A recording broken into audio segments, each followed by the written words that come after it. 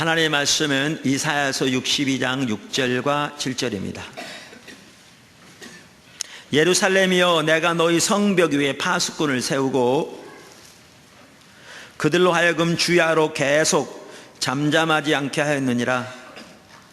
너희 여호와로 기억하시게 하는 자들아, 너희는 쉬지 말며, 또 여호와께서 예루살렘을 세워 세상에서 찬송을 받게 하시기까지 그로 쉬지 못하시게 하라. 아멘. 우리가 주일 낮 시간을 통해서 하나님을 아는 것에서 자라남, 이 부분을 시리즈로 쭉 살펴보고 있습니다. 우리 신앙은 한마디로 말하면 하나님과의 친밀한 교제입니다. 그것을 다른 말로 표현하면 하나님을 아는 것입니다. 그래서 우리는 예수를 믿는 그 순간부터 하나님을 아는 일에서 지속적으로 자라나야 합니다. 모세가 그랬고, 다윗이 그랬고, 바울이 그랬습니다. 그런데 하나님을 아는 것에서 자라나야 되는데 거기에 몇 가지 중요한 요소들이 있고, 그 중에 하나가 기도입니다. 그런데 기도 중에서 중요한 한 부분은 하나님의 뜻을 위한 기도, 하나님의 나라를 위한 간구입니다. 우리는 기도하면 그저 자기 목적과 자기 필요를 위해 하나님 주세요 주세요라고 기도하는 것만 기도라고 생각하는데, 그 부분이 없는 건 아니지만 성경에 나오는 진정한 간구는 그보다 훨씬 더 하나님의 뜻과 하나님의 나라를 위한 간구입니다. 그래서 그 부분을 살펴보는 중에 우리가 부흥을 위한 기도를 오늘 세 번째 살펴보고 있습니다. 왜냐하면 우리 가운데 그 부분이 더 세워지기를 하나님이 간절히 원하시는 게 기도 중에 보여서 그 부분을 살펴보고 있습니다. 아이러니가 그거죠. 우리가 그 부분을 살펴보는데 실제로 우리는 그 부분에 더 기도하지 않는다면 우리는 말장난하고 있는 거죠. 그래서 하나님께서 정말 저에게, 우리에게 은혜 주셔서 더 이 부흥을 위한 기도로 나아갈 수 있게 되기를 간절히 소원하고 또 열망합니다. 아멘. 오늘은 세 번째 시간으로 부흥을 위한 기도에 응답하시는 하나님에 대해 살펴보고자 합니다. 부흥을 위한 기도에 응답하시는 하나님. 첫째, 하나님의 인도를 따르는 기도는 하나님께서 반드시 응답하십니다. 하나님의 인도를 따르는 기도는 하나님께서 반드시 응답하십니다. 작은 첫 번째, 하나님은 하나님의 뜻에 따른 기도를 반드시 응답하십니다. 우리가 요한일서 5장 14절 15절을 보면 이 부분을 잘 볼 수 있습니다. 그러니까 사도 요한이 성령의 감동으로 이렇게 기록하고 있습니다. 그를 향하여, 여기에 그는 하나님을 가리키죠. 그러니까 그분을 향하여 우리가 가진 바 담대함이 이것이니, 여기 향하여라는 단어는 헬라어로 프로스라는 단어인데 하나님과의 친밀한 교제가 그 바탕에 깔려있는 단어입니다. 그래서 여기에 보면 사도 요한은 하나님과의 친밀한 교제 가운데서 하나님께 대하여 담대함을 가지고 있었던 것이, 확신을 가지고 있었던 것이 있습니다. 그러면서 우리가라고 표현함으로써 이것은 그뿐만 아니라 모든 성도들이 가질 수 있는 그러한 확신인 것을 말하고 있습니다. 그럼 이것이니 그것이 무엇인가? 그의 뜻대로 무엇을 구하면 들으심이라. 그러니까 하나님의 뜻대로 무엇을 구하든지 하나님이 응답하신다는 그 확신입니다. 그래서 심지어 사도 요한은 어떻게 했는가? 우리가 무엇이든지 구하는 말을 들으시는지를 안즉, 그러니까 여기에 무엇이든지라는 말은 14절을 전제하고 있는 말이죠. 다시 말하면 하나님의 뜻대로 구하는 것을 말하는 거죠. 그래서 하나님의 뜻대로 무엇을 구하든지 하나님이 들으시는지를 안즉, 여기 안다는 말은 단순히 지적으로 안다는 것을 말하는 게 아니라 우리가 앞에서 여러 번 살펴본 것처럼 지적으로, 영적으로, 도덕적으로, 경험적으로 아는 것을 말합니다. 가슴으로 아는 것을 말하는 거죠. 여기는 성령의 조명이 전제되어 있습니다. 그래서 하나님의 뜻대로 구하는 것은 무엇이든지 하나님께서 응답하신 줄을 요한은 알았기 때문에, 단순히 머리로서가 아니라 가슴으로 그리고 확신했기 때문에 그는 이렇게 말합니다. 우리가 그에게 구한 그것을 얻은 줄로 또한 아느니라. 그러니까 아직 응답되지 않은 것이라도, 아직 실제로 이루어지지 않은 것이라도 이미 응답된 걸로 알았다, 이렇게 표현합니다. 그러니까 히브리서 11장에 보면 믿음에 대해서 표현하면서 믿음은 바라는 것들의 실상이요 보이지 않는 것들의 증거라, 이렇게 말했죠. 그러니까 믿음은 보이지 않는 것을 보는 것입니다. 영의 눈으로. 그래서 거기에는 진정한 확신이 있습니다. 그러니까 하나님께서 말씀하신 대로 행하실 것을 아는 거죠. 단순히 머리로서가 아니라 가슴으로 아는 것이지요. 이번 시리즈도 얼마 전에 말씀드렸습니다마는 하나님께서 제가 처음 교회를 개척하고 있을 당시에 어느 시점에 하나님께서 의도하신 바가 교회 가운데 되지 않으니까 제가 기도하는 중에 그 교회를 내려놓고 처음부터 다시 시작하라고 그런 마음을 주시더라고요. 그러면서 계속 기도하는 중에 분당에서 교회를 시작할 것을 말씀하셔서 제가 처음으로 잘 아는 목사님의 도움을 받아서 분당회를 가봤습니다. 가봤더니 예배당으로 쓸 장소는 말할 것도 없고 사택부터 구해야 되는데, 사택을 구하는데 아파트는 비싸고 그나마 단독주택이 싼데 우리 아이 셋하고 5식구 사는데 5천만 원은 있어야 사택을 구하겠더라고요. 근데 그 당시에 100만 원 사례비를 받고 있었기 때문에 이달 사례비를 받아야 이달 생활하는 그러한 상황이었습니다. 저에게 어떤 사람도 단 1푼의 헌금의 약속을 한 분도 없었고 제 주위에는 단돈 500만 원 꿀 친척도 없었습니다. 그 당시에.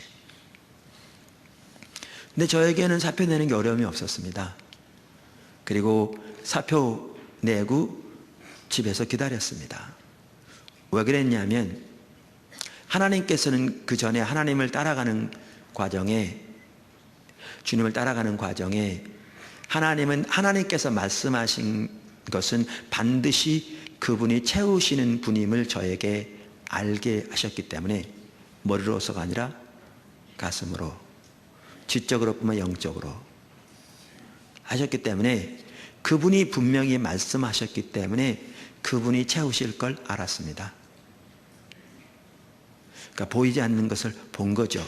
막연한 기대를 말하는 게 아니고요, 막연한 바람을 말하는 게 아닙니다. 하나님께서 말씀하셨기 때문에 그분이 채우실 것을 알았습니다. 그래서 집에서 기다리는 중에 하루는 평소 때 알고 지내던 한 치과의사 선생님이 식사 같이 하자고 그렇게 말씀하셔서 식사하고 나서 그분이 봉투 한 장 주면서 이거 사택에 쓰시라고, 그래서 열어봤더니 3천만 원 있었고요. 그 다음날 분당에 와서 사택을 계약하게 되었습니다. 여기 사도 요한이 뭐라고 말하고 있는가 하면, 그러니까 하나님의 뜻대로 구하는 것은 하나님이 반드시 들으시기 때문에 그는 아직 일어나지 않는 것이라도 하나님의 뜻대로 구한 것이면 이미 받은 줄로 안다, 이렇게 표현하고 있습니다. 보이지 않는 것을 보는 것이지요. 그러니까 이 단어가 현재형으로서 사도 요한은 이러한 경험을 여러 번 했으며 그가 지속적으로 하나님 안에서 이러한 삶을 살고 있었던 것을 볼 수 있습니다. 사실 우리라고 표현함으로써 우리도 예수 믿는 사람이면 이 삶을 사는 것이 정상적임을 말해주고 있습니다. 우리가 이 삶을 살고 있지 않다면 우리의 신앙생활은 정상적인 신앙생활이 아니겠지요. 이처럼 하나님은 하나님의 뜻을 따라 드리는 기도를 응답하십니다. 반드시. 작은 두 번째, 성령께서 우리로 하여금 하나님의 뜻을 따라 구할 수 있도록 우리의 기도를 도우십니다. 성령께서 우리로 하여금 하나님의 뜻을 따라 구할 수 있도록 우리의 기도를 도우십니다. 이 부분을 잘 볼 수 있는 구절이 로마서 8장 26절 27절입니다. 이와 같이 성령도 우리의 연약함을 도우시나니. 우리는 피조물입니다. 우리는 질그릇에 불과합니다. 여러분의 자신감이 하늘을 찌를지 몰라도 우리는 피조물로서 연약한 자들입니다. 그런데 우리는 연약한 자들인데, 그럼 여기서 말하는 연약함은 뭘 말하느냐? 바로 그 다음에 나옵니다. 연약함을 도우시나니 우리는 마땅히 기도할 바를 알지 못하나. 그러니까 우리의 기도에 있어서도 우리는 연약한데, 어떻게 연약하냐? 우리는 무엇을 구해야 할지를 모릅니다. 무슨 얘기냐? 나는 가난한데 나에게 필요한 건 돈이 많은 건데, 이렇게 말할 수 있습니다. 그러나 새옹지마다는 말도 있듯이 우리는 5분 후에 일어날 일을 모릅니다. 그러니까 우리에게 무엇이 최선인지를 우리는 전혀 모릅니다. 돈이 적은 사람에게 돈이 많은 것이 최선이라고 말할지 모르지만, 우리는 매스컴을 통해서 갑자기 복권을 사서 큰 돈이 당첨되는 바람에 갑자기 부자가 된 사람 중에 적지 않은 사람들이 오히려 그것으로 해서 인생 망치고, 때로는 심지어 마약에 중독되어 이른 나이에 세상을 떠나는 사람도 있다는 것들을 듣습니다. 우리는 무엇이 우리에게 최선인 것을 모릅니다. 그것이 우리의 연약함입니다. 기도에 있어서도. 그래서 성령께서 우리의 기도를 도우시는데, 그럼 어떻게 도우시느냐? 이렇게 말합니다. 오직 성령이 말할 수 없는 탄식으로 우리를 위하여 친히 간구하시느니라. 마음을 살피시는 이가 성령의 생각을 아시나니 이는 성령이 하나님의 뜻대로 성도를 위하여 간구하심이라. 그러니까 고린도전서 2장 9절에서 11절을 보면 알 수 있듯이, 하나님의 성령은 삼위일체 하나님의 본체로서 하나님의 깊은 것까지 통달하시는 분입니다. 하나님의 모든 뜻을 아시는 분입니다. 그래서 하나님의 성령께서 하나님의 뜻대로 성도를 위하여 간구하실 뿐만 아니라 우리의 기도를 도우십니다. 우리로 하여금 하나님의 뜻을 따라 구할 수 있도록 우리를 도우십니다. 그래서 작은 세 번째, 성경은 성령님을 따라 기도하라고 권면합니다. 왜? 하나님은 하나님의 뜻을 따라 드리는 기도를 반드시 응답하시고, 성령은 우리로 하여금 하나님의 뜻을 따라 구할 수 있도록 우리를 도우시기 때문입니다.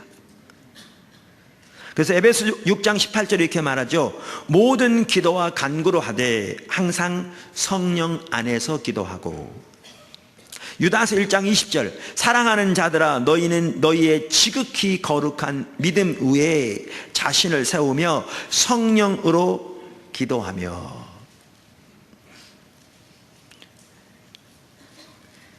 이처럼 성령의 인도를 따라 기도하라고 성경은 권면하고 있고, 성령은 하나님의 뜻을 따라 기도하도록 우리를 도우시며, 하나님의 뜻을 따라 드리는 기도를 하나님은 반드시 응답하시기 때문에 이 성령의 인도를 따르는 기도를 제가 가끔 말씀드립니다마는, 헨리 블랙가비 목사님은 그의 책 하나님을 경험하는 삶에서 이렇게 비유를 듭니다. 오래전 얘기죠. 왜냐하면 그의 큰아들 리차드가 지금은 50대일 겁니다. 근데 8살 때 얘기니까. 미국에서 그쯤 되면 남자아이들에게 자전거를 사주거든요, 대개 부모들이. 그리고 그 당시에 자전거 중에서는 수완표, 백조표 자전거가 제일 좋았거든요. 제가 80년대 미국에 있을 때에도 아이들이 제일 좋은 자전거가 수완표였거든요, 그 당시에. 그래서 그 8살 생일 때 블랙가비 목사님이 아들 리차드를 위해 수완표 자전거를 사다가 차고에 넣어놓은 거죠. 그러면서 이렇게 말하는 거죠. 아들아, 네 생일이 다가오는데 생일 선물 뭐 사줄까? 그러니까 여러 생각을 하겠죠. 너희만한 때는 자전거가 제일 좋은데, 신나는 얘기죠. 그만한 나이 자전거 타기 되게 좋아하잖아요. 그럼 무슨 자전거를 사줄까? 자전거는 수완표가 최고인데. 그러니까 이제 아들이 아빠 저에게 수완표 자전거 사주세요. 수완표 자전거 사주세요. 이미 사놨어요, 차고에. 그러니까 성령의 인도를 따르는 기도를 이렇게 비유해요. 왜냐하면 성령의 인도를 따르는 기도는 반드시 응답하실 거니까. 그만큼 하나님은 하나님의 뜻을 따라 드리는 기도를 반드시 응답하십니다. 아멘. 두 번째, 큰 두 번째입니다. 부흥을 위한 기도는 하나님의 인도를 따르는 기도입니다. 부흥을 위한 기도는 하나님의 인도를 따르는 기도입니다. 여기서 말하는 부흥은 교회의 숫자적인 성장을 말하는 게 아니고 평양대부흥처럼 하나님의 성령께서 한 교회, 한 지역, 한 도시, 때론 한 나라, 때로는 여러 나라에 대규모로 부어져서 교회가 다시 소생되어지고 이룬 영혼들이 대규모로 구원받고, 그리고 안 믿는 사회까지 근본적인 영향을 미치는 그러한 부흥을 말합니다. 그 부흥을 위한 기도는 하나님의 인도를 따르는 기도입니다. 작은 첫 번째, 현실에 대한 인식은 하나님이 이미 역사하고 계시다는 것을 의미합니다. 현실에 대한 인식은 하나님이 이미 역사하고 계시다는 것을 의미합니다. 우리가 바로 얼마 전에도, 지지난주에도 살펴본 대로 마틴 로이드 존스 목사님은 부흥이 오는 첫 번째 단계를 현실에 대한 인식이다, 이렇게 말합니다. 그러니까 이 말은 하나님의 관점에서 자신들이 처한 처지를 깨닫는 것을 말합니다. 그런데 하나님의 관점에서 우리가 처한 처지를 깨닫는 것은 하나님의 성령께서 우리의 마음을 열어 하나님의 관점 내지는 하나님의 기준을 보게 하시기 때문에 가능합니다. 그러니까 하나님이 우리의 마음을 열어 성령으로 하나님의 관점을 보게 해주셔야 그 하나님의 관점에서 우리들이 처한 오늘날 우리의 처지를 깨달을 수 있기 때문에, 그래서 하나님이 이미 일하신 것을 의미하는데 이것이 부흥이 임하는 가장 첫 번째 단계다, 이렇게 말합니다. 제가 그분의 그 책 부흥에 나오는 말을 간단히 읽어보겠습니다. 202쪽, 203쪽에 있는 내용인데요. 부흥의 첫 번째 단계는 여기서 우리가 보는 것처럼 자기의 처지를 인식하는 것입니다. 몇 줄 띄고 상황의 심각성을 인식하는 것입니다. 하나님께서 말씀하신 것의 의미를 깨닫는 것입니다. 저는 여러분에게 어떤 부흥의 역사든지 교회사에서 일어난 어떤 위대한 영적 운동에 대한 기록이든지 다 읽어보라고 촉구하는 바입니다. 그러면 한 번도 예외 없이 언제나 그러한 일이 일어났음을 즉시 발견할 것입니다. 오늘날 그런 것이 어느 정도 있기까지는 참된 부흥에 대한 소망이 전혀 없습니다. 강력한 얘기잖아요. 한 번도 예외 없이. 또 이것이 없이는 참된 부흥에 대한 어떤 소망도 없다. 이것이 부흥의 첫 번째 단계입니다. 그리고 부흥을 위한 기도는 역시 현실에 대한 인식에서 시작된다. 이미 살펴보았습니다. 그럼 그 말이 무슨 말인가? 좀 더 간단히 설명해 보겠습니다. 그 아래 작은 첫 번째. 어느 시대건 신앙이 타락하면 영적인 눈이 어두워집니다. 어느 시대건 신앙이 타락하면 영적인 눈이 어두워집니다.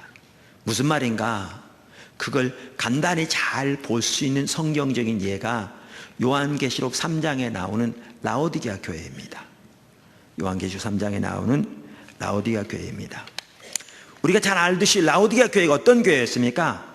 3장 16절에 보면 예수님께서 이렇게 말씀하셨습니다. 라오디게아 교회 편지하면서 성령으로, 내가 이같이 미지근하여 뜨겁지도 아니하고 차지도 아니하니 내 입에서 너를 토하여 버리리라. 그러니까 이 구절을 보면 라오디게아 교회는 하나님이, 예수님이 그 교회를 토하여 버릴 직전이었습니다. 얼마나 심각합니까? 다시 말합니다. 라오디게아 교회는 하나님이 혹은 예수님이 라오디게아 교회를 입에서 토하여 버릴 직전이었습니다. 그러니까 그만큼 심각한 거죠. 교회를. 자, 그러면서 이렇게 말합니다. 17절. 내 곤고한 것과 가련한 것과 가난한 것과 눈먼 것과 벌거벗은 것을 알지 못하도다. 그러니까 우리가 잘 아는 바대로 7 교회에게 편지를 보냈는데, 그 당시 소아시아 지역에 있던 어떤 교회는 칭찬만 있고요, 어떤 교회는 칭찬이 있고 책망이 있는데, 라오디게아 교회는 칭찬 한마디 없이 책망만 있는 교회입니다. 그러니까 아무리 칭찬해서 그걸 찾아도 단 하나를 못 찾으신 거죠. 그래서 이렇게 책망하신 겁니다. 근데 여러분 잘 들으십시오. 이게 누구의 관점에서 본 거라고요? 하나님의 관점에서. 그러니까 하나님의 관점에서 라오디게아 교회를 볼 때에 토해버리기 직전의 상태, 그리고 곤고하고 가련하고 가난하고 눈멀고 벌거벗은 상태. 근데 이것을 그럼 라오디게아 교회가 알았는가? 전혀 몰랐습니다. 이랬는데 알지 못하는도다, 이렇게 말하고 있죠. 뿐만 아니라 그 똑같은 절 17절에 보면, 앞절에 보면 뭐라고 그랬냐? 그들은 나는 부자라 부요하여 부족함이 없다, 이렇게 자부하고 있었습니다. 하나님의 관점과 그들이 자기를 생각하는 관점이 얼마나 다른가를 보십시오. 하나님의 관점에서는 이 교회가 하나님이 입에서 토하여 내치기 바로 직전이라고요. 그 의미가 뭘 의미하는지 심각한 내용이잖아요. 뿐만 아니라 칭찬 한마디 할 수 없을 만큼 그렇게 곤고하고 가련하고 가난하고 눈멀고 벌거벗었다고요. 그런데 본인들은 나는 부자라 부유하여 부족함이 없다 라고 자부하고 있고, 아니라면 하늘을 찌르니 얼마나 다릅니까?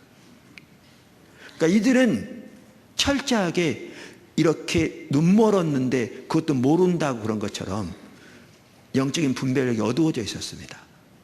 그래서 예수님은, 하나님은 그들에게 가난하다 그러는데 그들은 자신들은 부자다 이렇게 말하고 있잖아요. 뭐가 참된 부인지를 모르기 때문에요. 그 당시 라오디게아 지역에는 산업이 발달해서 그 교회가 부자였습니다. 재정적으로. 그들은 하나님의 축복을 받아서 부자가 되었다고 그랬겠죠. 그러니까 무엇이 참다운 부인지를 모르니까 세상적으로 돈을 웬만큼 벌었으니까 부자라 부유하여 부족함이 없다고 말하고 있는 거죠. 제가 말하고자 하는 이겁니다. 하나님의 보는 관점과 그들이 자기들을 보는 관점이 완전히 다른 거죠. 이 상태에서는 어떠한 부흥의 소망도 없습니다. 어떠한 회복의 소망도 없습니다. 어떠한 갱신의 소망도 없습니다. 왜? 자기들이 이렇게 심각한 상태인데 전혀 그 사실을 모를 뿐만 아니라 오히려 자신들은 영적인 우월감과 안일함만 하늘을 찌르니까요. 이걸 두고 한 얘기입니다. 로이드 존스 목사님이. 이걸 두고. 근데 여기에 보면 뭐가 문제인가 볼 수 있냐면 하나님의 관점이 철저히 가려져 있다는 거죠. 다른 말로 표현하면 영적인 눈이 어두워져 있다는 거죠. 근데 무서운 건 이렇습니다. 육신적으로 눈이 어두워지면요, 압니다. 불편해하죠. 저도 이번에 종합검진 받았는데 뭐 오른쪽 눈이 뭐 이렇게 불치병이래나 그 잘못하면 실명한대나, 그래서 지금 뭐죠, 그 상사에게 검사 받으러 가야 합니다. 그런데 기도해 주십시오. 그런데 영적으로 눈이 먼 건 훨씬 더 심각한데요, 영적으로 눈이 멀면 자기가 눈 먼 걸 모릅니다. 그게 무섭습니다. 라오디게아 교회, 눈 먼 것을 알지 못하는도다. 여러분, 이 상태에서는 어떠한 부흥의 소망도 없습니다. 어떠한 부흥의 소망도 없습니다. 그래서 어느 시댁은 영적으로 타락하면 영적 분별력이 어두워져서 자신들의 영적인 상태를 못 깨닫습니다. 그러니까 하나님이 보시는 관점에서 자신들의 영적인 상태를 못 깨닫습니다.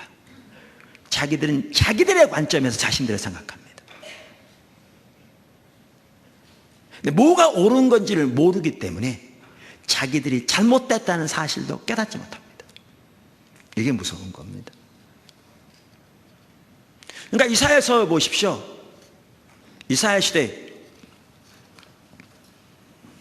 이사야서 1장 4절에 그 당시를 두고 하시는 말씀이 여호와를 버렸다, 여호와를 만월히 여겨 멸시하고 물러갔다, 이렇게 표현하고 있는, 그렇게 하나님 버린 시대인데, 그들은 그 당시에 안식일, 월상, 모든 대회와 절기, 또 하나님께 제사를 드리되 순양, 순염소, 수송아지 등 성경에 규정한 제물들 가장 살찐 것을 무수히 드리고 많이 기도했기 때문에 자기들이 하나님을 버렸다는 사실을 전혀 깨닫지도 못했죠. 왜? 그 말의 의미를 모르니까. 가장 근본적인 문제가 뭐였는데요? 하나님께서 이사야서 6장 9절에 10절에 이렇게 말하죠. 여호와께서 이르시되 가서 이 백성에게 이르기를 너희가 듣기는 들어도 깨닫지 못할 것이요 보기는 보아도 알지 못하리라. 그들이 눈이 멀은 거죠, 영적으로. 이 백성의 마음을 둔하게 하며 그들의 귀가 막히고 그들의 눈이 감기게 하라. 염려하건대 그들이 눈으로 보고 귀로 듣고 마음으로 깨달아 다시 돌아와 고침을 받을 가노라. 이렇게 말씀하시면서 그들이 철저하게 영적으로 눈이 멀어있던 상태인 것을 볼 수 있죠. 예레미야 시대, 여러분, 종교적인 의식이 부족해서 나라가 망한 게 아니었습니다. 그 시대에 나라가 망했거든요. 하나님 심판을 받아서. 하나님께서 예레미야 2장 13절에 이 백성이 두 가지 악을 범한 하나는 생수의 근원이 나를 버렸다. 그들이 하나님을 버렸습니다. 물론 자신들은 자신들이 하나님을 버렸다는 사실을 전혀 몰랐습니다. 왜? 그 말의 의미를 몰랐기 때문에. 그러면서 예레미야 5장 20절 21절에 뭐라고 말합니까? 너는 이를 야곱 집에 선포하며, 그 예레미야서에 나온 겁니다. 유다의 집에 공포하여 이르기를 어리석고 지각이 없으며 눈이 있어도 보지 못하며 귀가 있어도 듣지 못하는 백성이여 이를 들을지어다. 역시 영적인 눈이 어두워져 있었습니다. 어느 시대? 말라기 시대 1장 6절 내 이름을 멸시하는 제사장들아. 그러니까 하나님의 이름을 멸시한다는 말은 하나님을 멸시한다는 말입니다. 이사야 1장 4절을 보아도 아시듯이 하나님을 멸시한다는 말은 하나님을 버렸다는 말입니다. 똑같은 말입니다. 내 이름을 멸시하는 제사장들아, 나 만군의 여호와가 너희에게 이르기를 아들은 그 아버지를, 종은 그 주인을 공경하나니 내가 아버지일진데 나를 공경함이 어디 있느냐, 내가 주인일진데 나를 두려워함이 어디 있느냐 하나 너희는 이르기를 우리가 어떻게 주의 이름을 멸시하였나이까 하는도다. 그들 하나님 버렸는데 자신들이 하나님을 버렸다는 사실을 전혀 모르고 있습니다. 제사장들로부터. 엘리 시대도 몰랐습니다. 왜? 그 말의 의미를 모르니까. 그러니까 말라기 3장 7절에 이렇게 말씀하십니다. 하나님께서 말라기 선지자를 통해서 그들에게 만군의 여호와가 이르노라 너희 조상의 날로부터 너희가 나의 규례를 떠나 지키지 아니하였도다. 그런즉 내게로 돌아오라. 나를 떠나 있으니까, 나를 버렸으니까 내게로 돌아오라, 그 말이죠. 그리하면 나도 너희에게 돌아가리라 하였더니 너희가 이르기를 우리가 어떻게 하여야 돌아가리 가는도다. 그들은 자신들이 하나님을 버렸다는 사실도 전혀 모르고 있기 때문에 하나님께 돌아갈 필요성도 모를 뿐만 아니라 돌아간다는 말이 무슨 뜻인지도 모르고 있습니다. 이 상태에서는 부흥의 소망도 없습니다. 어느 시대든지 신앙이 타락하면 영적인 눈이 어두워집니다. 예수님 시대 종교 지도자도 똑같았습니다. 예수님께서 그래서 바리새인들에게 마태복음 13장 13절 14절 15절에서 이사야서 6장을 인용하셔서 이렇게 말씀하셨습니다. 이사야 예언이 바리새인들에 대해서 그들에게 이루었으되 너희가 듣기는 들어도 깨닫지 못할 것이요 보기는 보아도 알지 못하리라. 그들은 성경 박사들이었기 때문에 자신들은 자기들을 빛이라고 자부했습니다. 그런데 그들은 영적으로 철저히 눈멀어서 뭐가 참다운 신앙인지를 전혀 몰랐기 때문에 하나님의 관점에서 자신들의 처지가 어떠한 것을 전혀 깨닫지도 못했습니다. 그래서 그들의 시대에 심판이 왔습니다. 나라가 망했습니다. 근데 망하는 순간까지 그들은 자기들이 왜 망하는지도 몰랐습니다. 눈이 멀었기 때문에. 그러니까 예수님께서 바로 그 바리새인들에 대해서 말씀하시기를 소경이 소경으로 인도하면 둘 다 구덩이에 빠진다고 말함으로써 그들이 눈먼 자들인 걸 말하고 있죠. 어느 시대건 신앙이 타락하면 영적인 눈이 어두워지게 됩니다. 그러므로 하나님의 관점에서 자신들을 전혀 못 보게 됩니다. 자기들의 관점에서 생각하고 판단하고 자기 생각대로 신앙생활을 합니다. 그런데 하나님 앞에서는 하나님의 기준만 통하기 때문에 그들은 하나님 버린 상태에 있으며 하나님의 길을 버렸고 하나님을 떠난 상태라 하나님이 그들에게 심판을 보내셔도 그들은 그 이유도 원인도 깨닫지 못합니다. 이러한 일이 일어납니다. 이러한 일이. 그러한 상태에서는 아까 로이드 존스 목사님이 그래서 그렇게 말한 겁니다. 현실을 인식하기 전까지는 부흥에 대한 어떠한 소망도 없다. 이 일이 어느 정도 일어나기까지는 참된 부흥에 대한 어떠한 소망도 없다.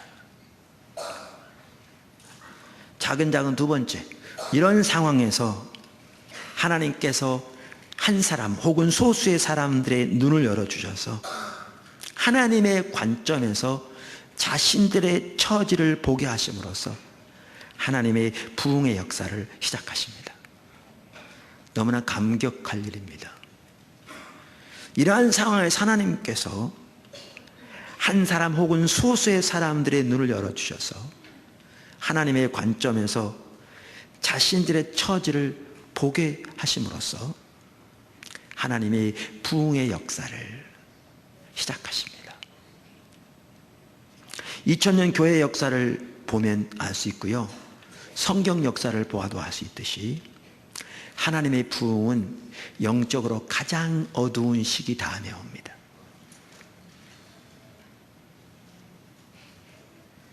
그러니까 요한 웨슬리 시대만 하더라도요, 정말 타락한 시대였습니다. 제 아내가 어느 책을 보고 나서 저한테 그러더라고요, 차에서. 그 시대에 도둑이 얼마나 많았던지, 오늘날 치면 정말 몇만 원밖에 안 되는 그 작은 돈을 훔친 사람들 다 교수형에 처했다고. 얼마나 도둑이 많았어요. 그래서 안 믿는 세계 역사가들도 그들은 안 믿으니까 하나님의 부흥이라는 용어를 쓰지 않죠. 웨슬리를 통한 운동이 없었더라면 영국에서도 프랑스 혁명과 같은 혁명이 일어나서 그 나라가 100년은 역사가 뒤로 후퇴했을 것이라 그것을 돌이킨 것이 웨슬리 운동이었다고 이렇게 공공연히 말합니다. 그만큼 타락이 있었습니다.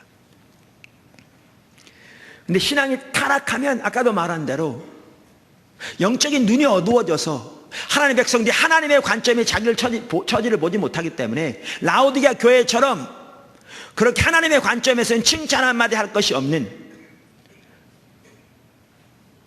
그래서 하나님의 입에서 토하여 내쳐버릴 상황, 바로 직전인 그런 상태. 그런데 그들은 자신들의 처지를 전혀 인식하지 못하는, 이렇게 하나님을 떠난 상태니까 뭐 바리새인들의 삶을 보거나 이사야 시대를 보거나 어느 시대를 보아도 알 수 있듯이 삶은 하나님의 길과 법을 버린, 뭐가 하나님의 길인지도 전혀 알지 못하는, 그들의 행동과 그들의 말과 그들의 결정과 그들의 사람에 대한 태도나 자세나 모든 면에서.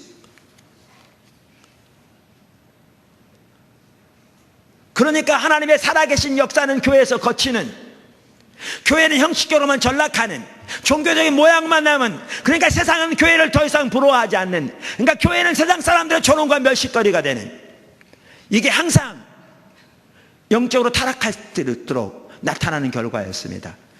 지금 한국이 그렇습니다.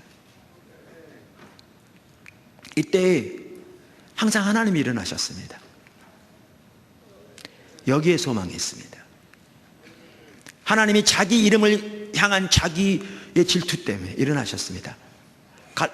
에스겔서 36장이 말한 것처럼 이렇게 행하면 너희를 위함이 아니다, 너희 때문이 아니라 너희로 인하여 더럽혀진 내 거룩한 이름을 내가 아꼈노라. 하나님이 항상 일어나셨습니다. 그리고 일어나셨던 일이 뭐냐 하면, 전적인 하나님의 은혜로 한 사람 혹은 소수의 사람들에게 그들의 영적인 눈을 열어서 하나님의 관점에서 보게 하시고, 하나님의 관점에서 자신들이 처해 있는 상태를 깨닫게 하셨습니다. 이게 느헤미야 시대에 일어났던 일입니다. 이게 우리가 지난번에 살펴보죠. 거기서부터 하나님이 일을 시작하십니다. 그래서 이사야서 29장과 30장에 보면 하나님의 백성이 타락하는 과정을 기록하고 있고, 하나님의 백성이 다시 회복하는 과정을 기록하고 있는데, 회복할 때 하나님께서 하신 일이, 가장 먼저 하신 일이 뭐냐? 스승을 세운 일이라. 하나님의 길을 보게 하는 자를 세우신다, 이렇게 말하고 있죠. 2000년 교회 역사를 보더라도 항상 하나님은 동일한 일을 하셨습니다. 하나님의 부흥이 임할 때마다 그 부흥을 예비했던 사람들은 항상 하나님의 관점에서 자신들의 처지를 인식했습니다. 아까 그 부흥책, 다시 한번 제가 그 같은 책 119쪽에 나온 얘기를 제가 읽어보겠습니다. 로디 존스 목사님이 이렇게 말합니다. 그러나 우리가 주님 자신을 추구하는 데는 어떠합니까? 하나님, 주 예수 그리스도, 성령의 임재가 우리 삶 속에 나타나는 것, 그것이 참된 기독교입니다. 부흥 시에 언제나 하나님께 사용됐던 사람들은 바로 그것을 추구했습니다. 여러분은 그것을 위해 제 말을 들을 필요가 없을 정도입니다. 언제나 부흥의 예비적인 단계들이 있기 마련입니다. 크게 사용됐던 사람들은 자기들이 라오디게아 사람들과 같다고 느꼈습니다. 우리는 아무것도 없다, 우리는 얼마나 벌거벗었는가 라고 말입니다. 그들은 그분에게 나아가서 그분을 찾습니다. 그러니까 이 말은 이미 부흥을 위해 크게 사용됐던, 예를 들면요, 마르틴 루터, 요한 웨슬리, 조나탄 에드워즈, 이런 사람들이 라오디게아와 같은 영적인 상태에 있었다, 그 얘기가 아닙니다. 여러분, 루터요, 그의 자서전을 보아도 아시듯이 외적으로는 흠이 없는 수도사였습니다. 여러분, 요한 웨슬레는 얼마나 경건 생활을 힘썼든지, 옥스퍼드에서부터 결국은 요한 웨슬레 운동으로 인해서 시작된 교단이 감리교잖아요. 그 당시에 사람들은 요한 웨슬레와 그 무리들을 규칙쟁이들이라고 놀렸습니다. 그게 메토디스트란 말입니다.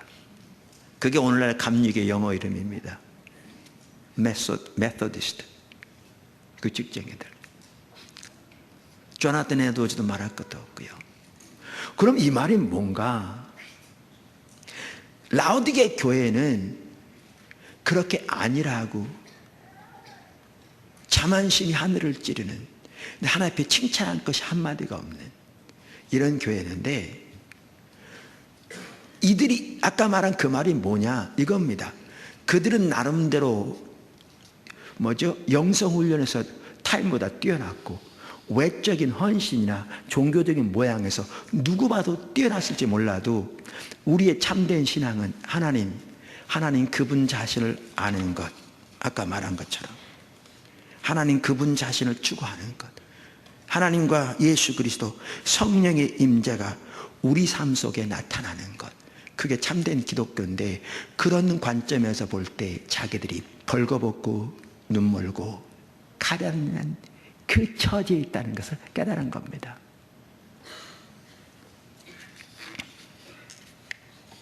빌리그레엄 목사님 90세가 넘었는데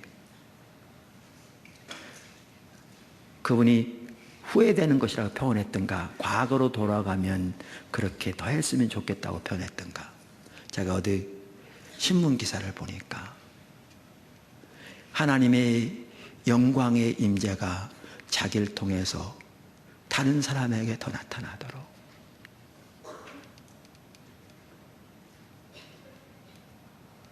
그렇게 하기를 추구했을 것이라고.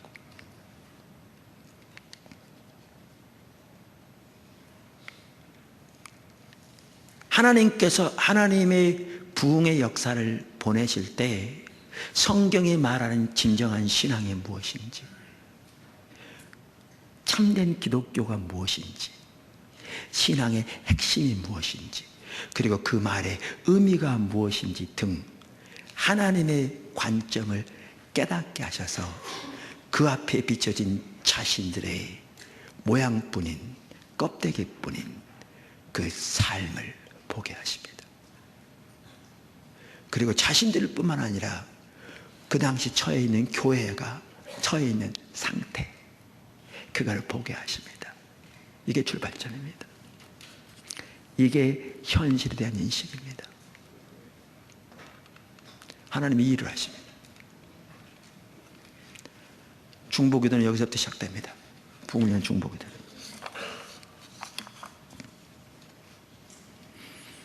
그래서 동일한 로이드 존스 목사님은 그분의 책 122쪽에서 이렇게 말하잖아요. 부흥에 이르는 불가피하고 부단한 예비적인 단계는 하나님께 대한 갈망, 그분을 알기를 원하는 그 갈망을 말합니다. 살아계시는 하나님을 아는 지식을 갈구하는, 단순한 교리적인 지식이 아니라 그분과의 개인적인 관계에서는 그분을 아는 지식, 그분의 영광을 보는 지식, 그분의 의중과 마음을 아는 지식, 그 시대를 향한 그분의 목적을 아는 지식, 그 지식을 갈구하는 생생한 갈증입니다.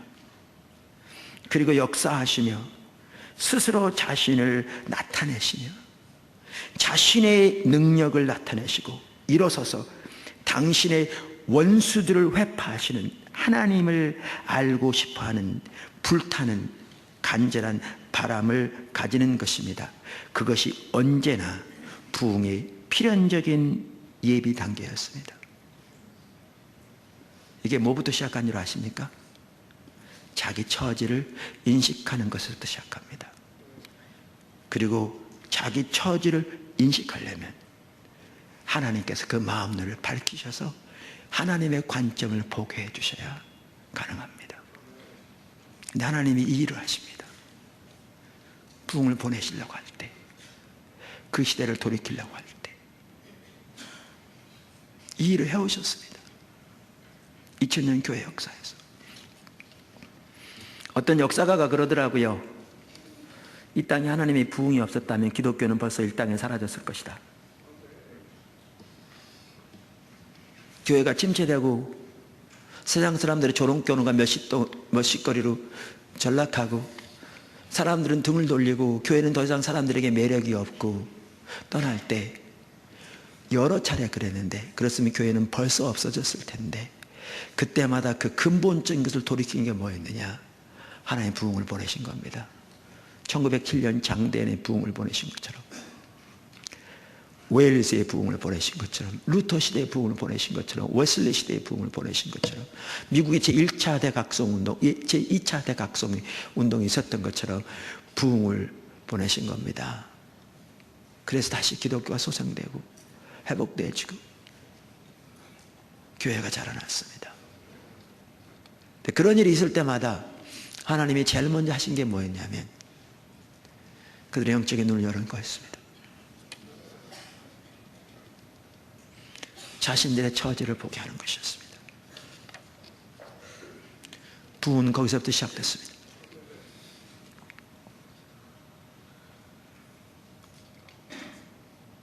그러니까 그걸 보니까 그들은 어떻게 했는가?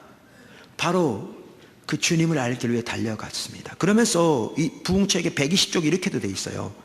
자신뿐만 아니라 이제 뭘 보는가?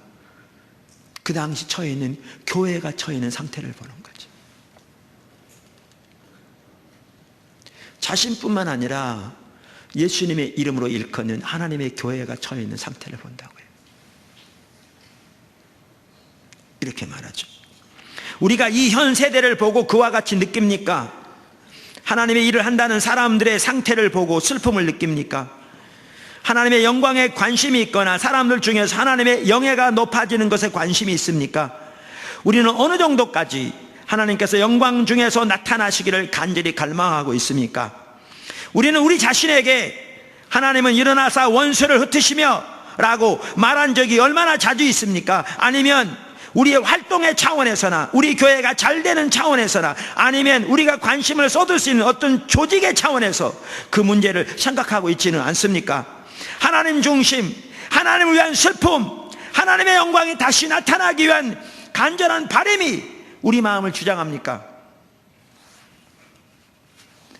부흥의 시대에 언제나 그러한 일이 일어납니다. 교회가 이익을 보지 못할 수도 있고 사람들이 교회로 몰려오지 않을 수도 있습니다. 그러나 첫 번째 단계는 하나님과 그 영광을 알게 되는 단계입니다. 그것이 부흥 이전에 사람들이 갖는 1차적 관심입니다.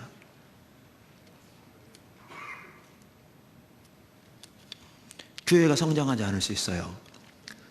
왜요? 이번 컨퍼런스 오시면 나누는데 신앙의 타락한 시대일수록 그들의 가치관이 달라져요. 아까도 본 것처럼.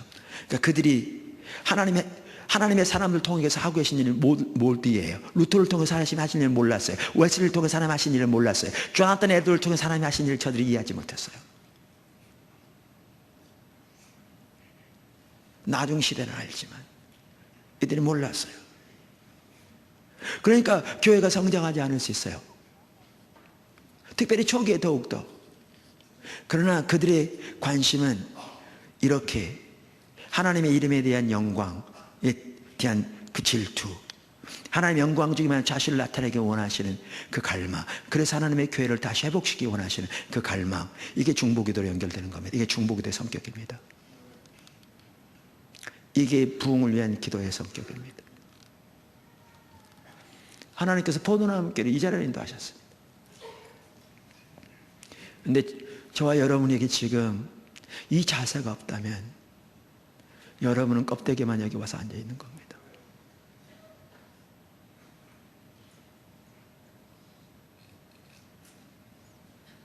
여러분이 교회 등록 처음 해서 우리가 성도로서 받아들일 때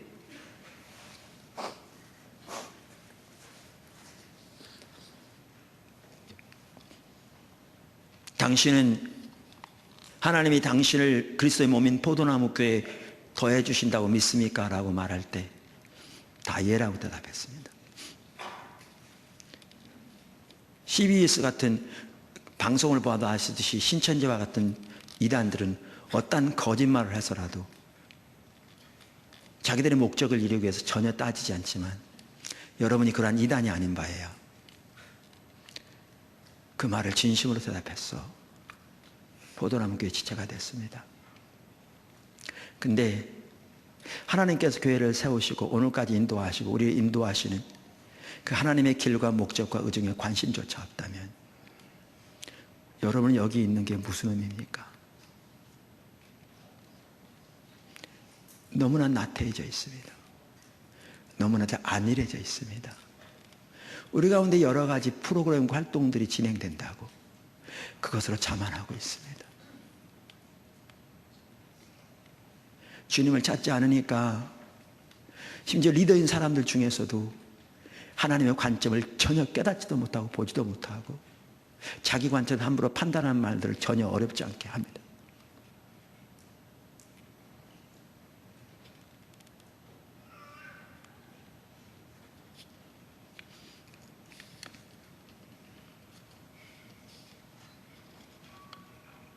이처럼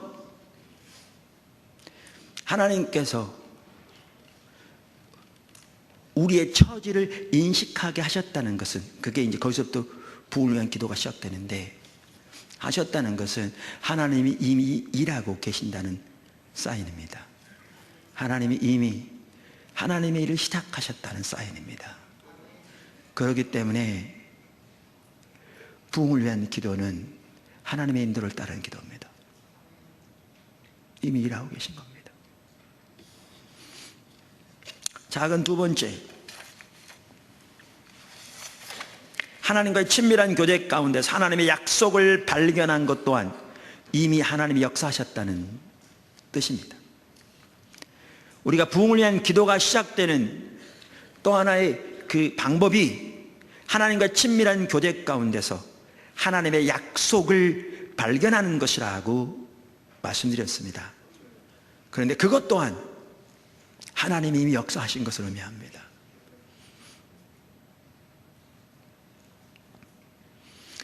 다니엘의 기도가 좋은 예입니다. 다니엘의 기도. 다니엘서 9장 1절부터 보십시오. 메대 족속 아하수에로의 아들 다리오가 갈대아 나라 왕으로 세움을 받던 첫 해, 그 통치 원년에 나 다니엘이 책을 통해 여호와께서 말씀으로 선지자 예레미야에게 알려주신 그 연수를 깨달았으니 곧 예루살렘의 황폐함이 70년 만에 그치리라 하신 것이니라. 내가 금식하며 베옷을 입고 죄를 덮어쓰고 주 하나님께 기도하며 간구하기를 결심하고. 그러면서 다니엘의 기도가 나옵니다. 제가 3절까지 읽었습니다만 4절부터 이제 우리가 말하는 부흥을 위한 기도의 대표적인 한 본보기라고 할 수 있는 다니엘의 기도가 나옵니다. 그런데 그 기도가 어떻게 시작되었는가를 보십시오. 하나님의 말씀, 여기에 보면 예레미야서를 가리키는데 이때 이미 예레미야서가 성경으로 받아들여지고 있는 걸 볼 수 있고요. 그리고 이렇게 뭐라고 그럴까? 통용되고 있었던 것을 사람들에게 볼 수 있습니다. 요즘처럼 이렇게 묶어져 있지는 않았겠지만. 그러면서 그 예레미야서를 통해 다니엘이 유다 백성들이 바벨론 포로로 잡혀갈 텐데 70년 만에 그것이 그들이 회복될 것이라고 쓰여진 하나님의 계획을 깨닫게 된 겁니다. 이거요, 하나님이 하신 겁니다. 그리고 기도는 여기서부터 시작됩니다. 그 약속을 붙잡고 기도하기 시작합니다. 그리고 그 약속을 붙잡고 기도했더니 하나님의 뜻을 따라 드리는 기도를 하나님 반드시 응답하신다고 그랬잖아요. 다니엘의 기도를 응답하셨을 뿐만 아니라 그 과정을 통해서 하나님의 놀라운 뜻이 그에게 계시되었습니다. 이번에 그 지난주에 있었던 목회자 컨퍼런스에 그 특강으로 오셨던 한 교수님이, 이용규 교수님이라고, 그 미국의 플러에 리더십 강의하시는 로버트 클린턴 교수님의 그 아끼는 제자 중에 한 분이셨어요. 앞으로 우리하고 이렇게 잘 협력도 될 수 있을 것 같아요. 그러니까 로버트 클린턴 교수가 제가 보기에는 영적 리더십 이런 부분을 다룬 데 있어서 제가 보기에는 가장 훌륭한 학자 중에 한 분이에요. 제가 이렇게 늘 말하는 대로 이제 제가 그게 가능하지 않습니다만, 물론 하려면 할 수 있을지 모르겠지만 가능하지 않아서 못하고 있는데, 한 1년 제가 안식년을 할 수 있다면, 지금 그분 거기서 계속 가르치고 계신지 모르겠지만 그분 밑에 가서 1년 동안 리더십 공부하고 싶어요. 근데 그분이 오셔서 강의를 했는데 그 앞으로 인터넷에 올라갈 거예요. 그리고 강의 노트도 구할 수 있어요. 지난주에 못 오신 분들도 꼭 보시면 매우 좋을 것 같은데요. 그래서 우리가 이영규 박사님을 초대해서 6월 달에 1차로 목회자들을 위한 리더십 학교를 여기서 하려고 해요. 2박 3일. 앞으로는 포도나무 교회에서 학기처럼 지속적으로 하려고도 생각하고 있어요. 목회자들과 성도들을 위해서. 리더십 학교, 멘토링 학교를. 그런데 오늘날 왜냐하면 그 부분이 회복되는 게 절실하거든요. 정말 절실하거든요.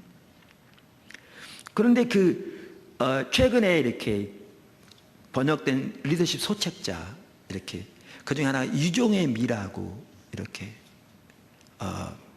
하는 책이 번역되는데 제가 간단히 보니까 참 귀한 책이더라고요. 근데 보십시오. 여기에 다니엘이 이 귀한 걸 보세요. 이게 하나님의 사람입니다. 다니엘은 이때쯤에 나이가 많았을 거거든요. 정확하게 알 수 없지만 80세가 훨씬 넘었을 겁니다. 근데 그 많은 나이에도 하나님의 말씀을 묵상하면서 하나님의 말씀을 통해 하나님의 뜻을 발견하는 일이 지속적으로 있다는 겁니다. 얼마나 귀합니까? 이게 하나님의 사람입니다. 그리고 하나님의 뜻을 붙들고 하나님께 기도하는 그 삶이 지금도 있습니다. 그리고 하나님이 그의 기도를 응답하시는, 그리고 하나님이 놀라운 하나님의 뜻을 그에게 보이시는 것이 지금도 진행되고 있습니다. 그 나이 많은 나이에. 그리고 그는 총리였습니다.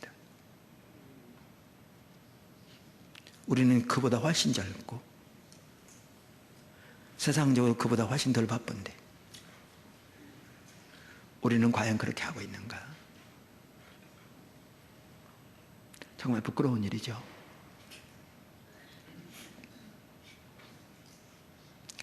유종의 미라는 책을 보면 성경에 나오는 리더들, 그러면서 그들의 기록을 이렇게 볼 수 있는 리더들 다 뽑고요. 세상적으로도 수백 명의 리더들을 검토한 결과 세 부류의 사람이 있더래요. 사역적으로 성공했을지 몰라도 타락한 사람들. 그래서 끝이 매우 부정적인 영향을 미친 사람들에게. 두 번째는 나이가 들어가면서 영향력이 소진돼 버려서 별 영향력 없이 시간만 보낸 사람들. 그저 그렇게 때우고 끝난 사람들. 그 다음에 세 번째는 끝까지, 예를 들면 다니엘처럼 그렇게 하나님과 동행하면서 나이 많은 나이에도 하나님과 친밀한 교제 가운데 있으면서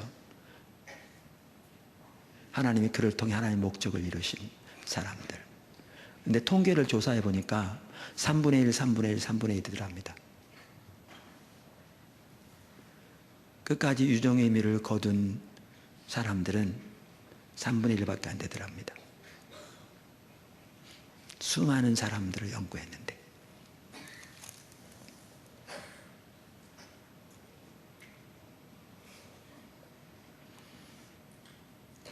하나님과의 친밀한 교제에서 하나님의 약속을 발견한 것부터 부흥을 위한 기도가 시작되는데, 그 자체가 하나님이 이미 역사하고 계신다는 표시입니다.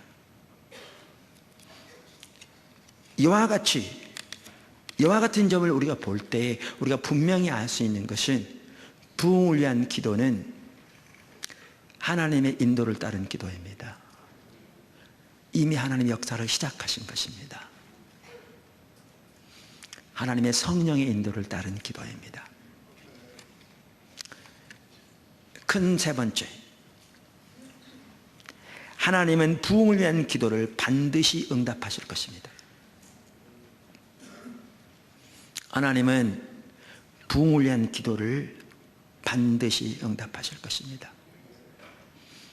부흥을 위한 기도는 하나님의 뜻을 따라 드린 기도요, 성령의 인도를 따라 드린 기도요. 하나님은 하나님의 뜻을 따라 드린 기도를 반드시 응답하시기 때문에 부흥을 위한 기도는 하나님께서 반드시 응답하실 것입니다. 우리는 이 부분을 엘리야의 기도에서도 잘 볼 수 있습니다. 엘리야의 기도에서도 잘 볼 수 있습니다. 사실 성경은 엘리야의 기도를 우리가 드리는 기도의 하나의 대표적인 본보기로 제시하고 있습니다. 그게 야고보서 5장 16절에 나옵니다. 16절 이하.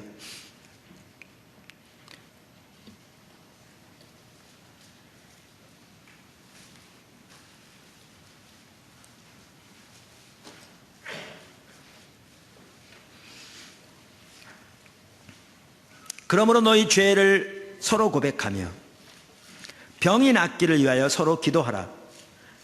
의인의 간구는 역사하는 힘이 크매니라. 자, 그러면서 엘리야의 기도를 믿음의 기도에 대한 하나의 본보기로 제시합니다. 엘리야는 우리와 성정이 같은 사람이로되 그가 비가 오지 않기를 간절히 기도한 즉 3년 6개월 동안 땅에 비가 오지 아니하고 다시 기도하니 하늘이 비를 주고 땅이 열매를 맺었느니라. 사실 이 구절을 보아도 엘리야의 기도는 특별한 기도가 아니었습니다. 성경에는 엘리야의 기도를 특별한 기도로 취급하고 있지 않습니다. 우리가 드려야 할 보편적인 기도로 취급하고 있습니다. 동의하십니까? 이 구절에 보면. 근데 우리가 드려야 할 보편적인 기도로 엘리야의 기도를 들고 있는데, 엘리야가 구약에서 무엇을 위해서 기도했는가를 보면 우리가 드리는 기도와 너무나 다르다는 겁니다.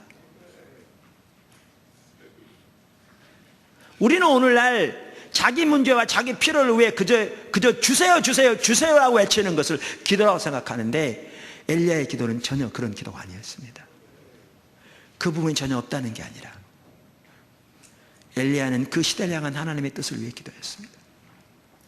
이게 우리가 드려야 할 보편적인 기도입니다. 이게 하나님의 백성들이 드려야 할 보편적인 기도. 그만큼 오늘날 우리는 기도에서부터 너무나 타락했습니다.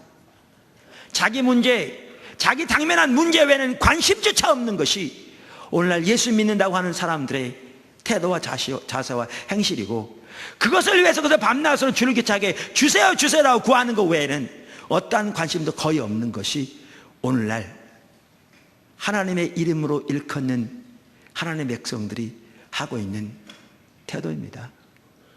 그러니까 특별한 문제 없고 살만 하면 기도 안 하는 거죠. 나는 부하여 부족함이 없다. 우리가 지금 라오디게아 교회와 같이 하나님을 아는 참된 지식, 하나님의 영광의 임재가 우리를 통해 다른 사람들에게 나타나서 그들이 하나님을 경험하게 되는 참된 그리스도인으로서의 살아있는 하나님의 생명의 역사는 우리에게 완전히 거쳐 있는데, 심지어 교회 예배에서마저 하나님의 인자가 철저히 거쳐 있고, 주일날 빼놓지 않고 교회 예배드리러 나오는 사람들 삶 속에서도 신앙은 종교적인 모양 몇 가지에 불과하고 하나님을 아는 참된 지식에 철저히 떠난 채 종교적인 모양만 남아있는데, 그런 사람은 많이 모이면 성공했다고 생각하면서 나는 부자라 부야에 부족함이 없다고 자부하고 있으니 너무너무 안타까운 거죠. 그걸 신앙생활이라고 하고 있는 거죠. 예배만서도 어떻게 하는 사람이나 한 사람 더 붙잡으려고 하기 때문에 예배의 모든 초점이 그저 사람들의 감정에 호소하는, 그들을 붙잡아두기 위해서 메시지마저도 정직하게 전하지 못하고 그들이 좋아하는 축복의 메시지만 그들이 영적으로 어떠한 상태에 있든 상관없이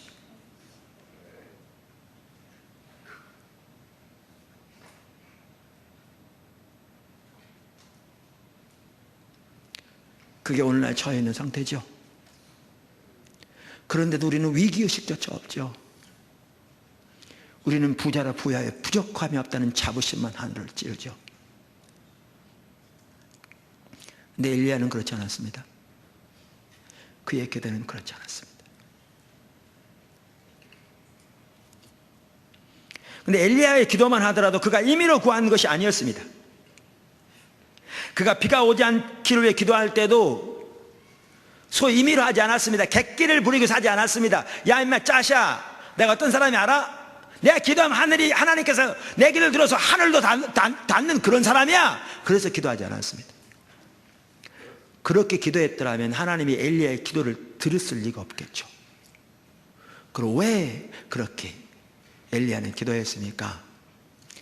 그 당시 자기 눈에 보기에는 한 사람도 빠짐없이 다 하나님을 믿는다고 하면서도 하나님과 바알을 동시에 섬기는 우상 숭배가 가득했습니다. 오죽했으면 자기만 남았다고 하나님께 말할 정도로, 하나님께서 바알에게 무릎 꿇지 않은 7천은 숨겨뒀다고 말씀하셨지만 전 사회적인 분위기가 그렇게 우상 숭배로 가득했습니다. 그래서 하나님 하늘을 닫으셔서 나중에 이제 비 오게 해달라고 기도한 내용을 보면 추측해 볼 수 있듯이 하나님이 하나님이신 것과, 하나님은 이 백성이 하나님이신 것과, 이 백성을 하나님께로 돌이키시는 분인 것과, 그래서 내가 하나님의 종된 것과 하나님 명령을 따라 이 일을 행함을 알게 하셔서 저들로 하여금 하나님께로 돌아오게 하셔서 그렇게 해서 그렇게 기도한 겁니다. 어떤 분은 그럴 수 있습니다. 이게 현실이 된 인식입니다. 이게 하나님께서 일하신 겁니다. 그럼 어떤 분은 그럴 수 있습니다. 당연한 일이라고요. 그 당시에 사람들 중에 엘리야처럼 본 사람이 한 사람이 없었습니다. 없었습니다.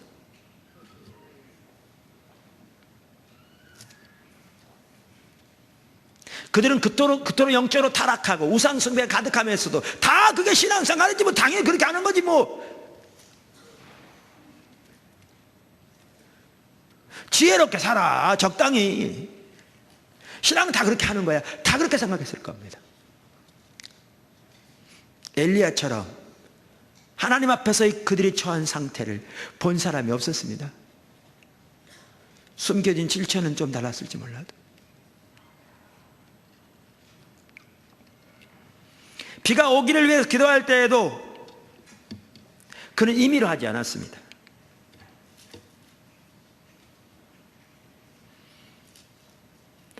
비가 3년 동안 이상 안 오니까 너무나 피해가 심하다. 이대로는 안 되겠네. 내가 하나님 앞에 비 오게 해달라고 기도해야지. 그래서 비가 온 게 기도한 게 아니었습니다. 열왕기상 18장 1절에 이렇게 말합니다. 많은 날이 지나고 제3년에 여호와의 말씀이 엘리야에게 임하여 이르시되 너는 가서 아합에게 보이라. 내가 비를 지면에 내리리라. 하나님이 말씀하신 겁니다. 지난주에도 솔로몬의 초기에는 솔로몬은 옳게 시작한 사람이라고 그랬죠. 근데 유종의 미를 거둔 사람은 아닙니다. 나중에 타락한 사람입니다.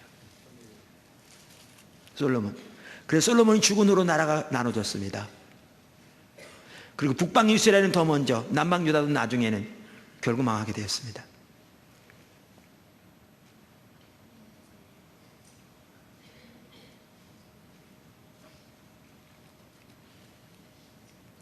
근데 솔로몬의 경우도 우리가 처음에 올바로 됐을 때 살펴본 것처럼 하나님의 약속을 깨닫고 그 약속의 일을 위해 자신의 온 사람으로 동참하면서 그 하나님의 약속이 이루어지도록 기도해서 하나님 응답하셨다고 말씀드렸는데, 여기 보십시오.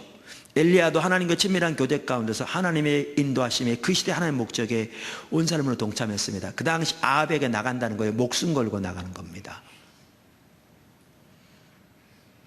비가 오지 않도록 처음에 했을 때 하나님께서 엘리야에게 그렇게 말해서 엘리야가 아합에게 나가서 당신의 죄 때문에 내가 말하기 전까지 이 땅에 비도 있을 도 없을 겁니다. 그렇게 말했습니다. 그때부터 비도 있을 도 없었습니다. 아합이요, 엘리야를 찾으면 갈기갈기 찢어 죽이려고 전 나라를 다 동원해 찾았습니다.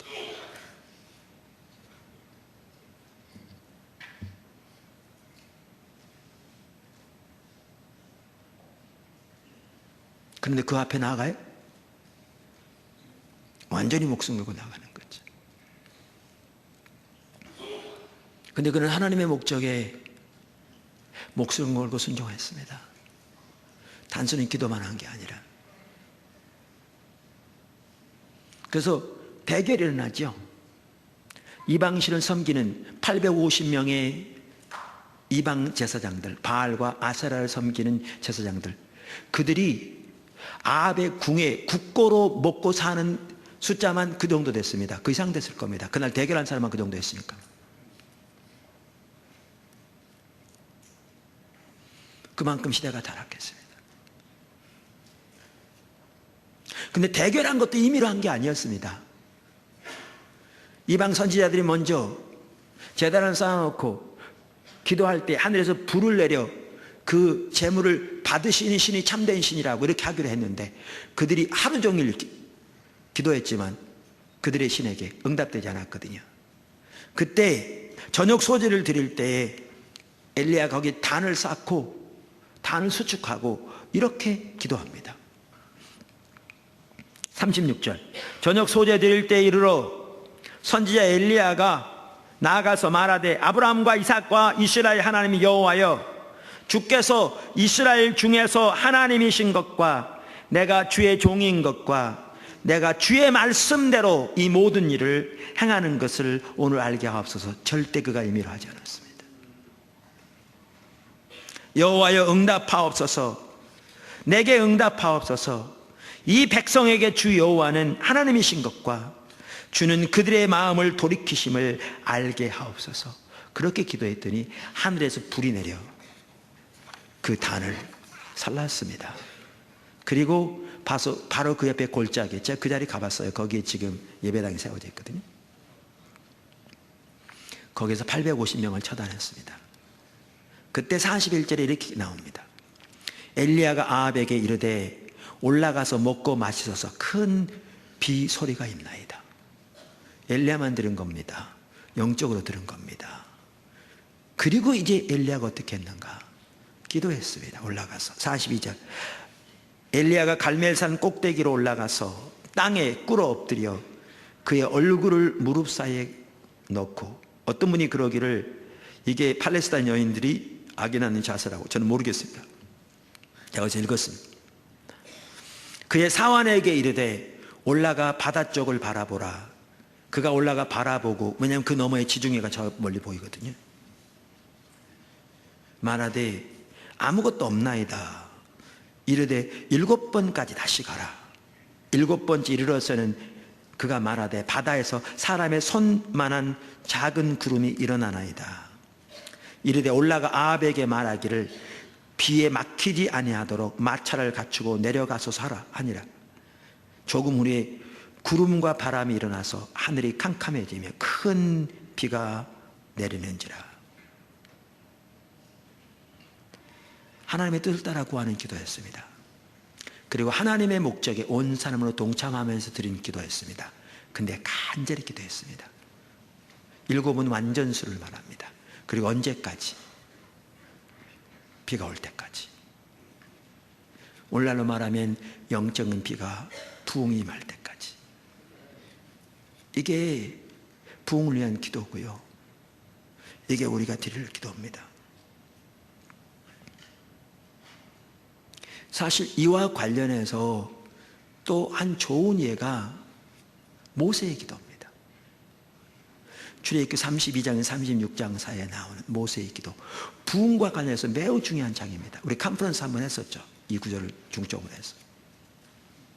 왜냐하면 32장에 이스라엘 백성들이 금송아지를 만들어서 그것이 자기들을 애굽에서 인도한 신이라고 예배하고 숭배하는, 보세요, 신앙이 타락하니까 예배가 타락하고, 그러니까 삶이 타락합니다. 같이 갑니다.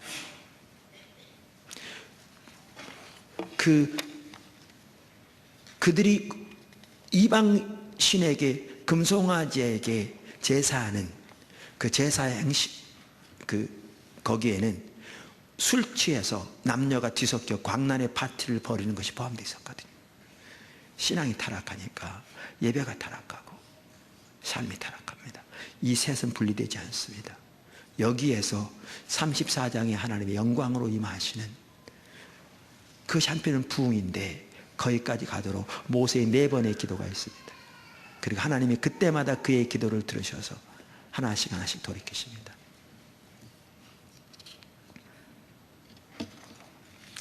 제가 생략하겠습니다. 시간도.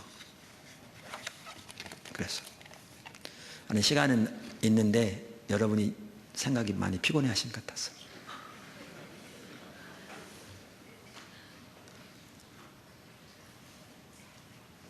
네, 한 가지만 여기 살펴보려고 합니다. 그게 뭐냐 하면,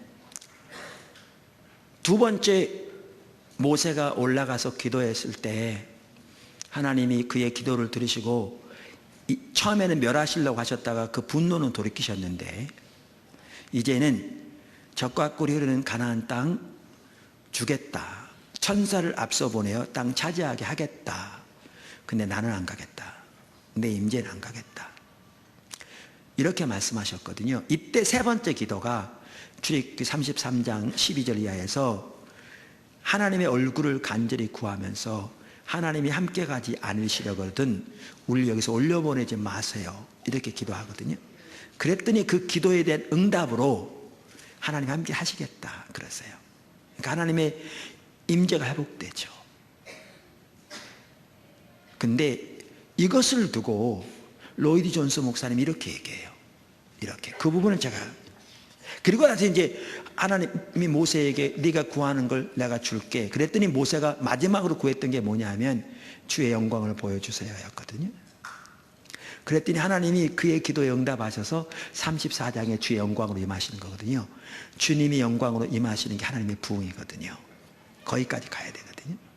근데 그 세 번째 기도와 관련해 거기쯤에서 그 책에도 그 비슷한 내용을 말하면서 이렇게 얘기해요. 그 부흥책에 225쪽 6쪽에 있어요. 제가 읽어볼게요. 그러므로 여러분도 기억하시다시피 하나님께서는 모세에게 그의 행동을 하나님이 기뻐하신다는 매우 분명한 몇 가지 표징들을 주신 것입니다. 그러면서 이제 모세가 회막에 들어갈 때 하나님 영광이 거기서 임해서 모세와 대화하되 사람의 친구와 대화하셨잖아요. 이제 이 사건을 이렇게 얘기하면서 표징들을 주신 것입니다. 하나님께서 모세를 바라보시고 사람이 그 친구와 말하는 것처럼 모세와 대면하여 말씀하셨습니다. 다른 말로 해서 무엇보다 그 소명의 강박감을 느끼는 사람은 하나님께서 그의 기도를 들어주시며 응답해 주실 것이라는 조짐을 하나님께로부터 받습니다. 이게 아까 연결돼야 이해가 됩니다. 아까 그 로이드 존스 목사님이 뭐라고 그랬냐면, 그 하나님의 부흥이 임할 때 그 영적으로 자신들의 처지를 본 사람들은 뭐라고 그랬죠? 하나님을 알기를 위해서, 그리고 하나님의 영광의 임재가 함께 하기 위해서 하나님께 달려간다고 그랬잖아요. 그러면서 뭐라고 그랬냐면, 교회가 성장하지 않을 수도 있다. 그러나 그게 중요한 게 아니다. 하나님이 영광으로 교회 가운데 운행하시느냐. 그러니까 자기들의 모든 것을 걸고 간다 그 말이죠. 이게 뭐냐 하면 이게 중보기도로 연결되는 건데, 이게 부흥 때마다 있었던 일이라는 겁니다. 하나님의 영광이 교회 가운데 회복되기를 원하는 그 강박관념을 가진 사람들이 그것을 기도하기 시작했다는 거예요. 교회가 성장하지 않을 수 있고 사람들이 이해하지 않을 수도 있는데 그게 중요한 게 아니었다.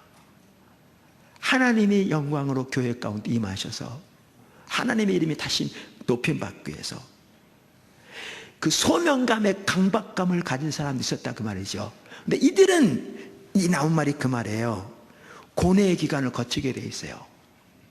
아무도 이해하지 못하는, 그러다가 열매는 나타나지 않는, 그게 이사야서 54장이 말한 그겁니다. 과부 때의 수치를 있겠고 고뇌의 기간. 근데 그 기간이 지난 다음에 하나님이 그들의 기도를 들으신다는 사인들을 주시기 시작한다는 게 지금 하나님의 영광의 임재로 온 것처럼 지금 그걸 비유적으로 얘기하고 있는 거예요. 부흥과 관련해서. 제가 이제 읽어보겠습니다. 다른 말로 해서 무엇보다 먼저 그 소명감의 강박감을 느끼는 사람은 하나님께서 그 기도를 들어주시며 응답해 주실 것이라는 조짐을 하나님께로부터 받습니다. 다시 한번 그것은 필연적인 일입니다. 모든 부흥의 역사 속에서 이 사람들은 한동안 고뇌의 기간을 거쳤습니다. 왜? 모든 것 걸고 그렇게 주님만을 지으면 주님만 바라며 주님과를 구하고 그분 앞에 울었으니까, 그분께 걸었으니까. 그러나 그 다음에 그 모든 것이 잘 된다는 느낌을 가지는 시점에 이르게 됩니다. 과부 때의 수치를 잊는 때가 있다 그 말이죠. 주님이 돌아오시니까. 하나님께서 자기들의 기도를 들으셨으며 어떠한 일이 일어날 것이라는 느낌을 갖게 됩니다. 다른 곳에 보면 그들의 예배에 하나님의 운행하심이 나타나기 시작합니다. 하나님의 임재가 그들 가운데 회복됩니다. 이런 내용들도 있습니다.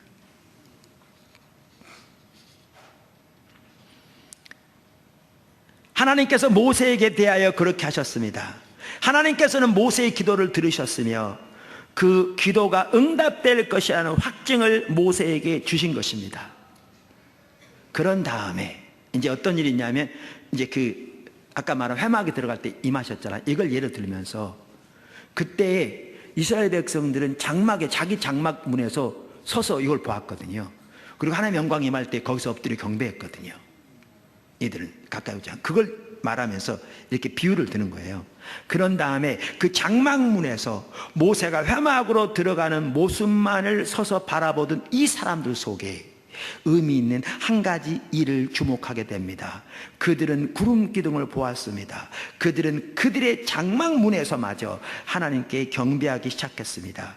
여러분도 아시다시피 전체의 교회가 영향을 받고 그 영향에 사로잡히기 시작합니다. 오랜 동안의 시간이 걸릴 수 있습니다.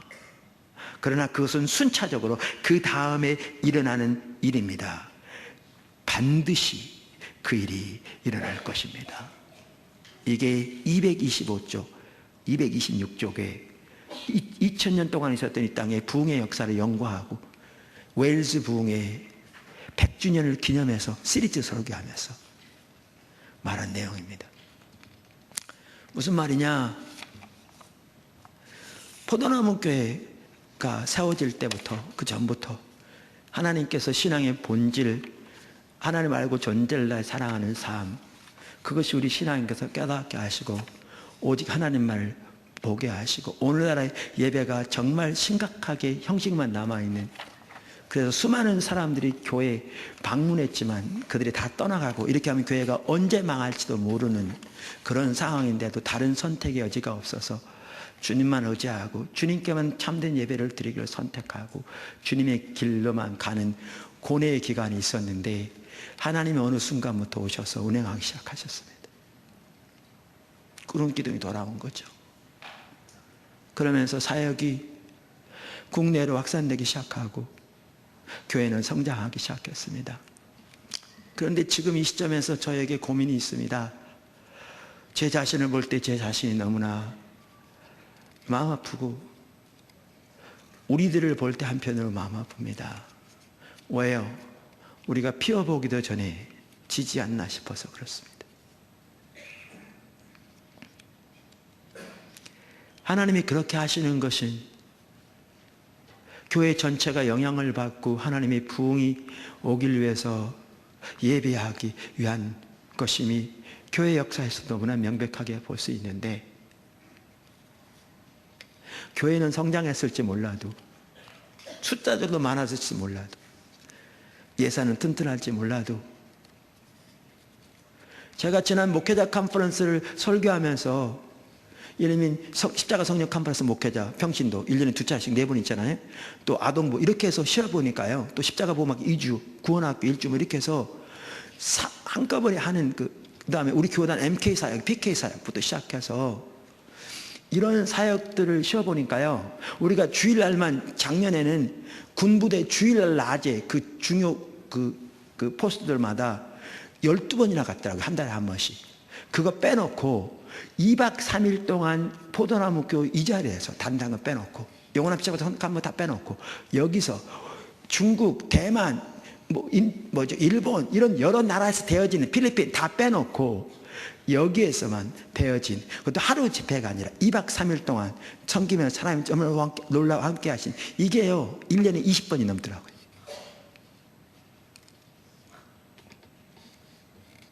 요즘 교회가 그렇게 침체되어 있는데, 그렇게 사역이 나름대로 있을지 몰라도 분주함이, 그래서 우리가 분주할지 몰라도 우리에게 재정적으로 매우 튼튼하거든요, 오늘날의 교회에 비해서. 1인당 평균이 얼마라고 하는데 포도나무 교회는요, 그러니까 우리가 예배만 해도 2시간 반씩 드리니까 그냥 종교생활 하기 원하는 사람 아예 오지 못합니다. 왔다 그냥 가버리고 중간에 나가버리고. 메시지가 무슨 말인지 모르겠고.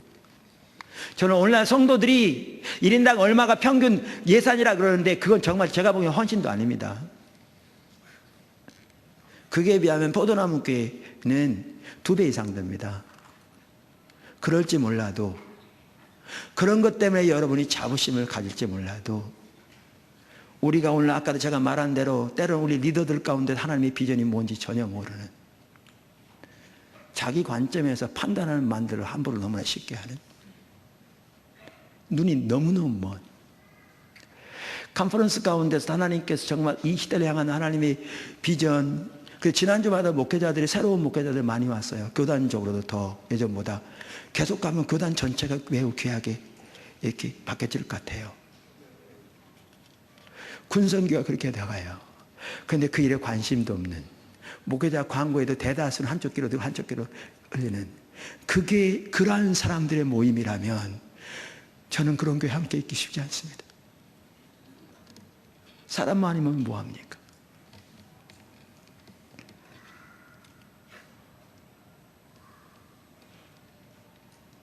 헌금만 많이 나면 뭐합니까? 하나님이 우리를 세우시면서 여태까지 인도하신 동안 하나님께서 정말 소중한 일들을 맡기시고 인도하시고 역사하셨는데, 우리가 그 비전을 보지 못한다면, 볼 마음조차 없다면, 참다운 신앙의 길이 뭔지 배워서 그 가운데 하나님께 동행하고자 열망마저 없다면, 여기에서 포도나무 길에 인도하시는 믿음이라고 말할 때 이해했는데 그 말이 무슨 의미였습니까?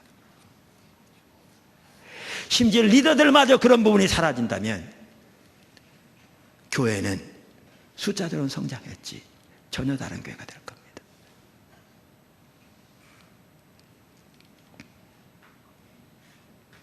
우리의 부르심을 잊은 채, 우리의 소명을 잃은 채,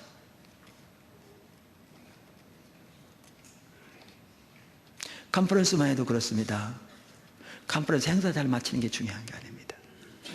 하나님이 컨퍼런스를 처음 시작하실 때부터 우리에게서 기대하셨던, 또 원하셨던 가장 핵심이 뭐냐, 그 기회를 통해서 한 분의 목사님이라도, 한 분의 성도라도 와서 하나님께 관계 회복되어지고 하나님 앞에서 하나님의 길을 발견하고, 아까 부흥 때 있었던 그 일들, 아까 표현하는 하나님, 주님 자신을 아는 대로 어떠합니까? 그 로이 존스 목사님 말한 것처럼 그렇게 회복되어지고, 그렇게 돌아가서 하나님의 교회들이 회복되는데 섬기라 하고, 그런 일만 일어날 수만 있다면 그것이 우리에게 기쁨이고 특권이기에, 처음 시작할 때 그 좁은 부엌에서, 지금 부엌 시설이 잘 돼 있죠. 여름에 땀을 뻘뻘 흘리면서도 단 한 사람도 불평하지 않고 그 섬김을 통해서 한 분의 목회자라도 그렇게 새롭게 될 수 있다면, 그래서 한 교회라도 그렇게 세워질 수 있다면 그걸 섬기라고 한 거죠. 우리요, 솔로몬처럼 하나님의 약속 붙들고 현실의 인식 가운데서 기도하게 하셔서 여기까지 왔는데, 솔로몬이 그랬던 것처럼, 엘리야가 그랬던 것처럼 하나님의 목적, 그 기도하는 일에 온 삶을 드릴 뿐만 아니라 이제 그 약속을 붙들고 하나님이 그 일을 이루실 때까지, 우리나라의 교회의 도서 상간벽지에 이르기까지, 하나님의 교회들이 다시 소생되어지는 그날까지, 하나님이 부흥이 우리 조국 대한민국에 임하기까지, 그때까지 쉬지 않고 기도하고 섬기며 그 목적을 위해 삶을 드리고 그렇게 나아가는 것이 우리를 향한 하나님의 부르심입니다. 그게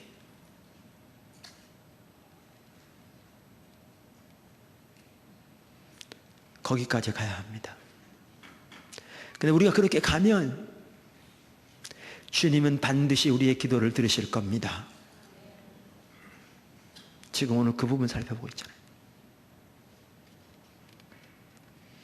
2000년 교회 역사에서 하신 것처럼.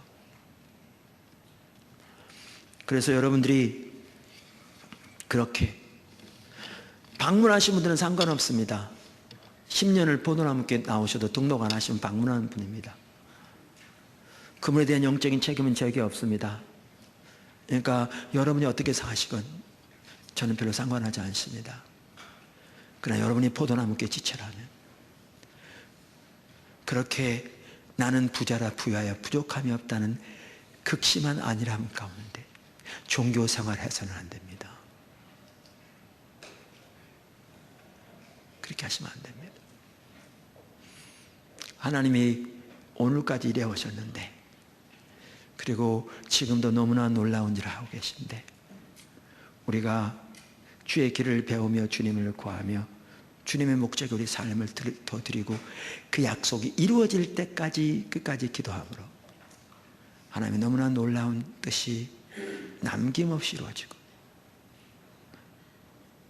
하나님 나라가 확산되는 축복이 있기를 주님의 이름으로 축원합니다.